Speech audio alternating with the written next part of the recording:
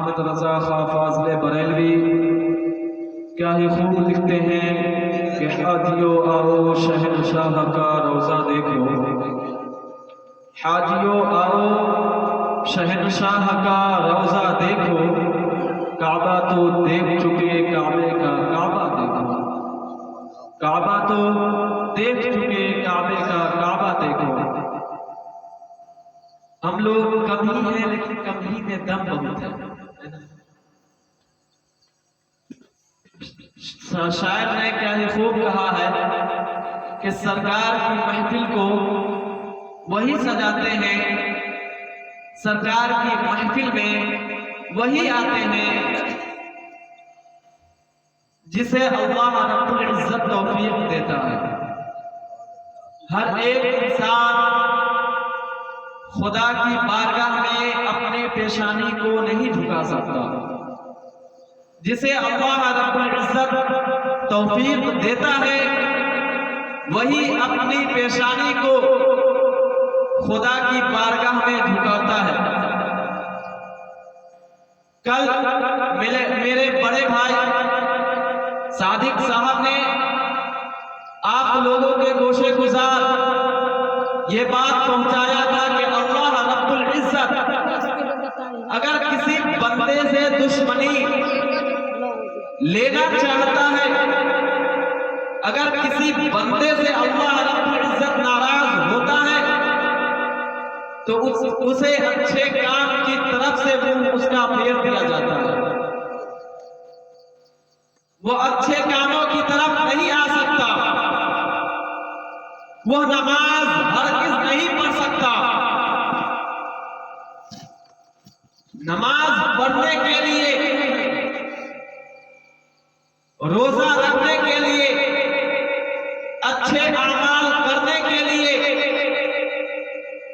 हमें सबसे पहले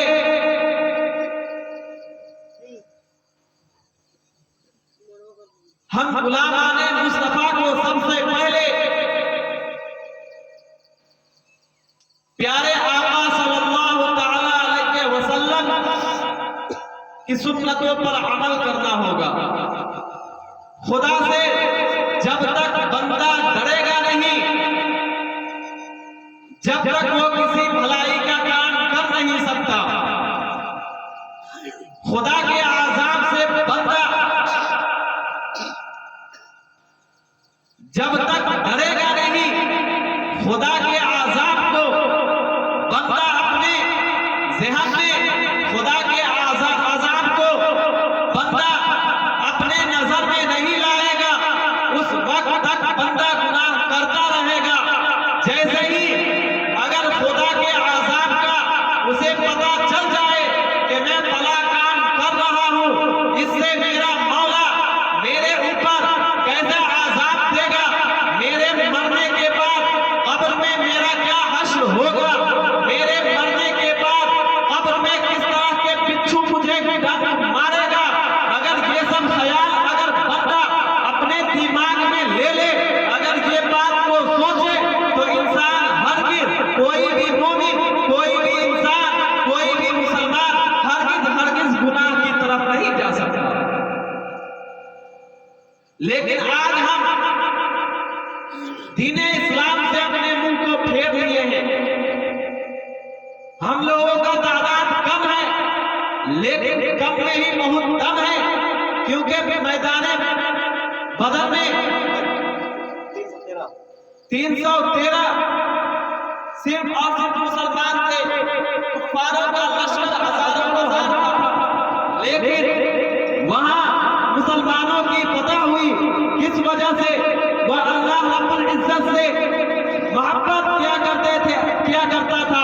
सहाबाए कराम नबी पाक की सुन्नतों पर अमल किया करते थे, उनके हर एक कौल व फ़ैल को अपनाया करते थे, तो उसे मैदान बदर में कामयाबी हासिल हुई। हम भी अगर आप कामयाब होना चाहते हैं, चाहे वो किसी भी लाइन में हो, तो हमें सबसे पहले प्यारे आका सल्लल्लाहु तआला अलैहि वसल्लम से मोहब्बत करना होगा। हमारी कामयाबी इसी में है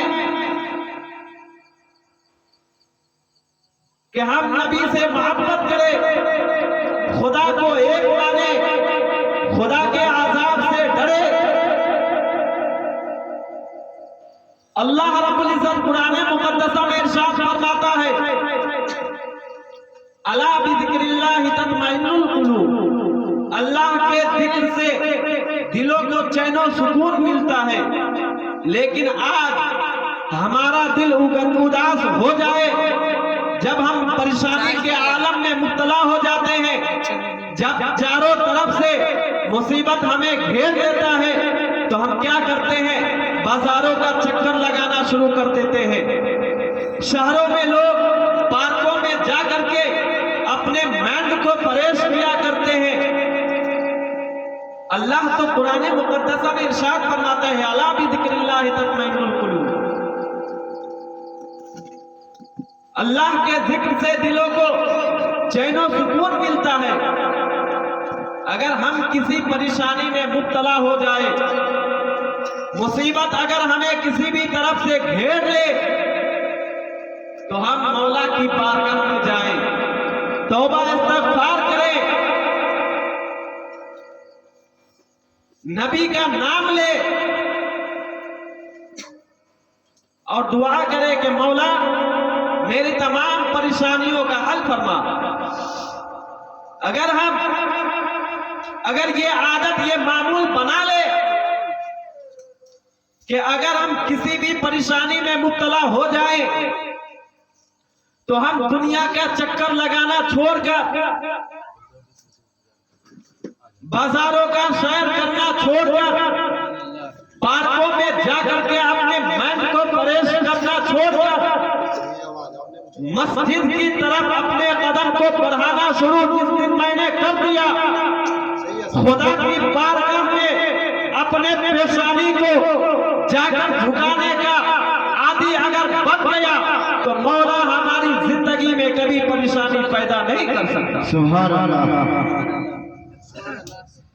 लेकिन आज हमारा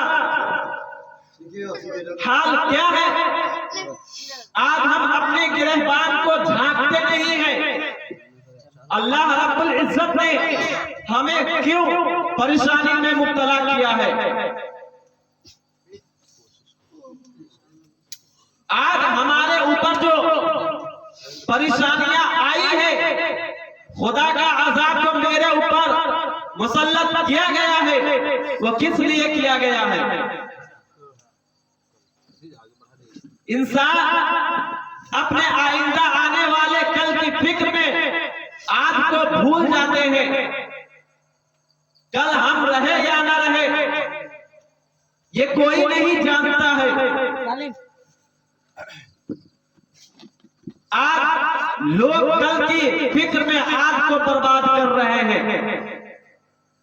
लोग यही समझ रहे हैं, इंसान यही समझ रहा है कि हमारी कामयाबी सिर्फ और सिर्फ ये है कि 2 पैसे कमा ले, 2 वक्त का खाना खा ले, मेरे पास जमीन हो जाए, अच्छे मकानात हो जाए, अच्छे अच्छे बिल्डिंगों में रहना शुरू कर दे।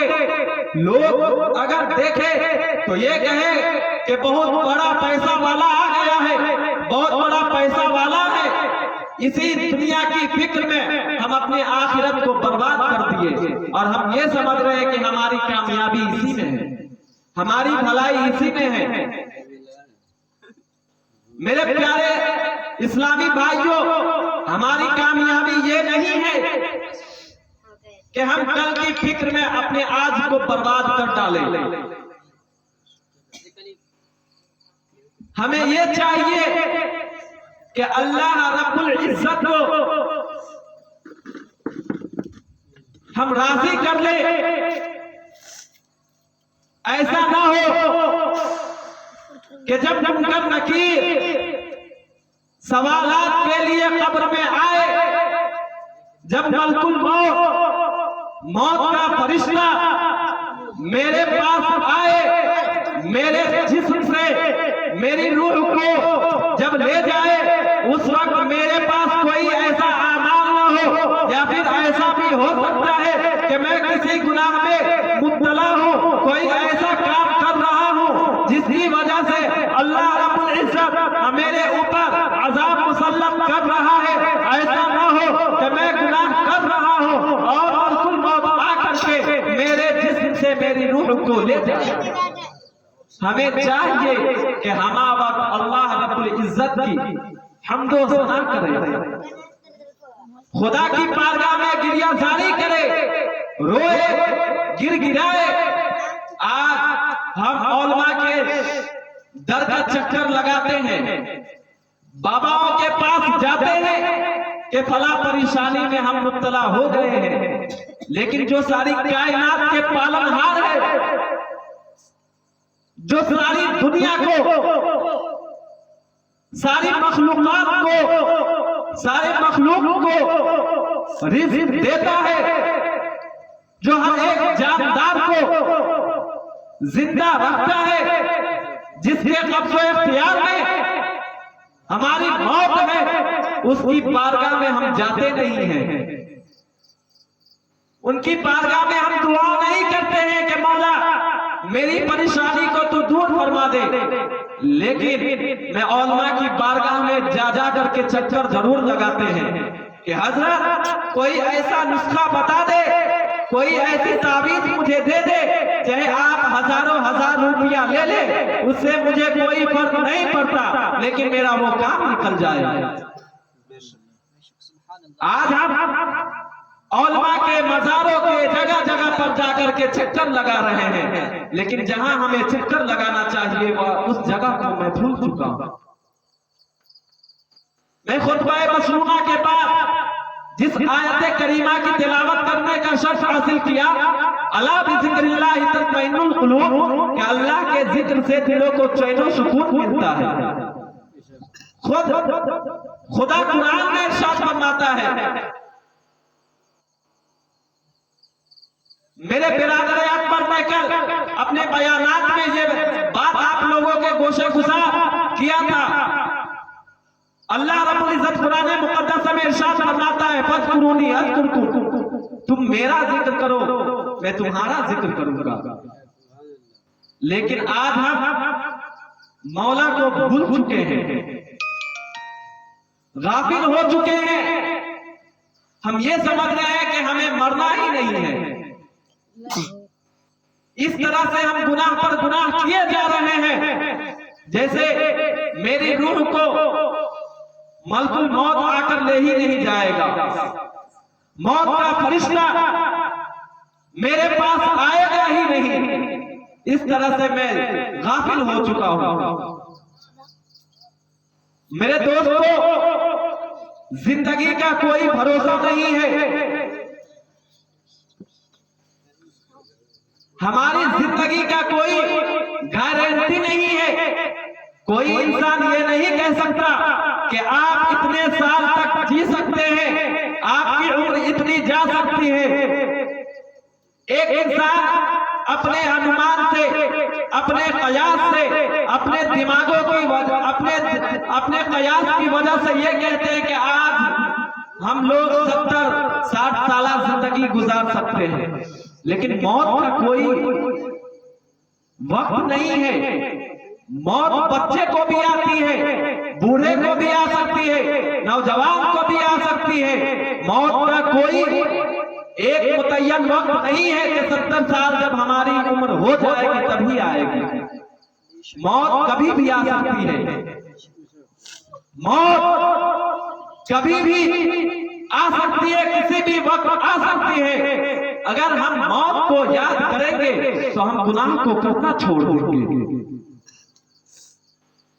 इंसान आज बड़े बड़े बादशाहों की जिंदगी को पढ़िए। कारून इतना बड़ा बादशाह था, मर गया क्या अपने साथ सोने चांदी को ले गया, जवाहरात को ले गया? बिल्कुल नहीं, दुनिया ही में रह गया सब। इबरत है हमारे लिए सीखने का। अल्लाह रब्बुल इज्जत ने हमें अक्ल शऊर दिया है। औलमा बयान करते हैं तो उसे ध्यान लगाकर बगौर समाअत करें कि औलमा क्या फरमा रहे हैं। कारून का खजाना जमीन में धंस गया, मलकुल मौत, मौत का फरिश्ता रिश्वत नहीं लेता है। अगर कोई बड़ा बादशाह है, पैसा वाला है, जवाहरात है, सोना है, चांदी है, तो जब मलकुल मौत आए उसके पास तो एक दो बोरा जो है ना सोना दे दे, मलकुल मौत लेकर चला जाए, उसके रूह को नहीं ले जाए। ऐसा कुछ नहीं है। मौत बरहक है। कुल्लु नफ्सिन ज़ाइक़तुल मौत, हर एक जानदार को मौत का मजा चखना है। जब मौत का वक्त होगा, खुद ब खुद मौत का फरिश्ता आकर हमारे जिस्म से हमारे रूह को ले जाएगा, हमें खबर तक नहीं होगा। घर वाले रोते रह जाएंगे, बच्चे बिलखते रह जाएंगे, बीवी बेवा हो जाएगी, लेकिन मौत का फरिश्ता ये नहीं देखेगा कि फला का घर उजड़ रहा है, फला का बेटा यतीम हो रहा है, फला की बीवी बेवा हो रही है, फला का घर उजड़ जाएगा, फला का बेटा फला की बीवी कैसे खाएगी, ये नहीं देखता। बल्कि जो वक्त है उस वक्त पर आकर के रूह को ले जाता है। एक बूढ़ी का वाकया है कि वह अपनी जिंदगी से इतना बेजार हो चुकी थी, इतनी परेशान हो चुकी थी, काफी उम्र हो चुकी थी उसकी। घर में कोई बेटा नहीं, कोई बहू नहीं, कोई मदद करने वाला नहीं, कोई मददगार नहीं, कोई ये नहीं पूछता मोहल्ले वाले आकर के, ए बूढ़ी क्या तुमने आज का खाना बनाई हो या नहीं, आज तुमने खाया या नहीं, रात में खाई हो या नहीं, सुबह में तुमने खाया या नहीं, दोपहर में तुमने खाया या नहीं। किसी ने आकर के ये नहीं पूछता था। वो बेचारी परेशान हो जाया करती थी, जंगलों में जाया करती थी, लकड़ियां अपने से तोड़ती थी, लकड़ियां अपने घर लाया करती थी, रोज यही मामूल था। और वो बूढ़ी औरत जंगलों में जाती, कुछ लकड़ियां जमा किया करती थी और उस जमा लकड़ी को लेकर के अपने घर आती और उस लकड़ी को आग लगा करके चूल्हे में डाल कर अपने लिए खाना बनाया करती थी। लेकिन एक दिन का वाकया है, वो बूढ़ी जंगल में अपने आदत के मुताबिक जाती है और लकड़ियों को तोड़ना शुरू कर देती है। जब तोड़ लेती है, जब इकट्ठा कर लेती है, उस पर लकड़ी की गठरी बना लेती है, गठरी को जमा कर देती है और जब बुढ़िया उस गठरी को जमा कर जब बांध देती है और अपने सर, आज हम जैसे आमाल करेंगे आखिर है, मुझे तू मौत दे दे मौला, मैं ये चाहती हूँ कि मेरे जिस्म से मेरी रूह परवाज कर जाए, मौत का फरिश्ता आए, मलकुल मौत आए और मेरे जिस्म से मेरी रूह को ले जाए। वह बूढ़ी रो रो करके दुआ करने लगती है, मौला ये रोज रोज की मुशक्कतें, ये रोज रोज की परेशानियां, ये रोज रोज की तकलीफ मुझसे बर्दाश्त नहीं होती है। मैं ये चाह रही हूं कि तुम मौला मौत दे देगा तो मैं अपनी जिंदगी से, मैं अपनी परेशानियों से निजात पा लूंगी। जैसे ही इतना कहना होता है कि मौला उसकी दुआ को कबूल फरमा लेता है और मौत का फरिश्ता हजरत इस्राइल अलैहिस्सलाम आते हैं और उस बूढ़ी के पास खड़े हो जाते हैं। जैसे ही खड़े होते हैं वो बूढ़ी कहने लगती है, ए नौजवान तुम कौन हो, क्या तुम मेरी मदद करने आए हो, क्या मेरी परेशानियों का हल करने आए हो, क्या मेरी गठरी, ये लकड़ी की जो गठरी है ये मुझसे उठ नहीं रही है, इसे तुम उठाने आए हो। मलकुल मौत हजरत इस्राइल अलैहिस्सलाम कहते हैं, नहीं, मैं ये गठरी को उठाने नहीं बल्कि तेरे जिस्म से तेरी रूह को परवाज करने के लिए आया हूँ, तेरे रूह को मैं ले जाने के लिए आया हूँ। हे बूढ़ी, जब तू परेशान हो चुकी थी, अपनी जिंदगी से तू बेजार हो गई थी, जब तुम्हें मुसीबतों ने घेर दिया था तो तुमने रो करके खुदा की बारगाह में अरीजा पेश की थी। ये सारी कायनात के पालनहार, ये सारी कायनात के मालिक, ये पाक परवरदिगारे आलम, ये सारी कायनात को जिंदा रखने वाला मालिक, ये सारी कायनात को रिज़्क़ देने वाला मालिक, मैं अपनी जिंदगी से परेशान हो चुकी हूँ, तू मुझे मौत दे दे। अल्लाह रब्बुल इज्जत ने तुम्हारी दुआओं को कबूल कर लिया है और मुझे भेजा है कि कोई आम इंसान नहीं बल्कि मैं इस्राइल अलैहिस्सलाम हूँ, मैं मौत का फरिश्ता हूँ और तेरे जिस्म से तेरी रूह को मैं ले जाने आया हूँ। इतना कहना होता है वो बुढ़िया रोने लगती है, थरथराने लगती है, माथे पर पसीना आने लगता है और कहने लगती है नहीं नहीं हरगिज़ नहीं, मैं तो ये नहीं कही थी कि मौला मुझे मौत दे दे। ये बुढ़िया मौत से इतना डर गई थी, इतना डर गई थी कि पेशानी पर उसे जो पसीना आने लगा था और हज़रत इस्राइल अलैहिस्सलाम से कहने लगी कि मैं इस्राइल अलैहिस्सलाम एक मौत के फरिश्ते, मैं ये नहीं कही थी, मैं तो इसलिए मौला को याद की थी कि मेरी ये गेठरी नहीं उठ रही है, ये मेरे सर पे कोई उठा दे जिसे मैं घर ले जा करके मैं खाना बनाऊं, खाना पकाऊं और कुछ खाऊं। हज़रत इस्राइल अलैहिस्सलाम फरमाते हैं ए बूढ़ी औरत सुन ले, मौला ने तेरी बारगाह तेरी दुआ को अपनी बारगाह में कबूल कर दिया है। तेरे मौत का वक्त है, जो वक्त मुतय्यना है, जो वक्त मुकर्ररा है, जिस जगह तुझे मौत आएगी उस जगह तू मौजूद है, जो वक्त आएगी तुम्हारी मौत वो भी वक्त आ चुकी है। इतना कहना होता है और उस बूढ़ी के जिस्म से हज़रत इस्राइल अलैहिस्सलाम मौत के फरिश्ते उसके जिस्म से रूह को परवाज़ कर लेते हैं। वाह सुभान अल्लाह सुभान अल्लाह। मौत किसी से डरती नहीं है, मौत का नाम सुनते ही अच्छे अच्छे के माथों से पसीना आने लगता है, लेकिन आज हम उसको भूल चुके हैं। मौत आज हमारी माँ और बहनें परेशानी में मुब्तला हो जाती है, मौला मुझे मौत दे दे, मौत दे दे, मौत दे दे। मौत को याद करने का हुक्म दिया गया है इसलिए कि आपको जब मौत की याद आएगी तो आपको अपने आखिरत की याद आएगी, उसकी वजह से आप अच्छे अमाल करेंगे, रोजा रखेंगे, नमाज पढ़ेंगे। हमें चाहिए कि मौत को याद करें और नबी की सुन्नतों पर अमल करें। जिस तरह आका सल्लल्लाहु ताला अलैहि वसल्लम ने चलने का तरीका बताया उस तरीके पर चलना चाहिए। अल्लाह रब्बुल इज्जत की बारगाह में दुआ है कि हमें कहने और सुनने से ज्यादा अमल करने की तौफीक और रफ़ीक अता फरमाए। हमें कहने में और आपके सुनने में किसी भी तरह की गलतियां, खामियां, लर्जिशें, कोताहियां, बेअदबियां हो गई है तो अल्लाह रब्बुल इज्जत इसे माफ अता फरमाए।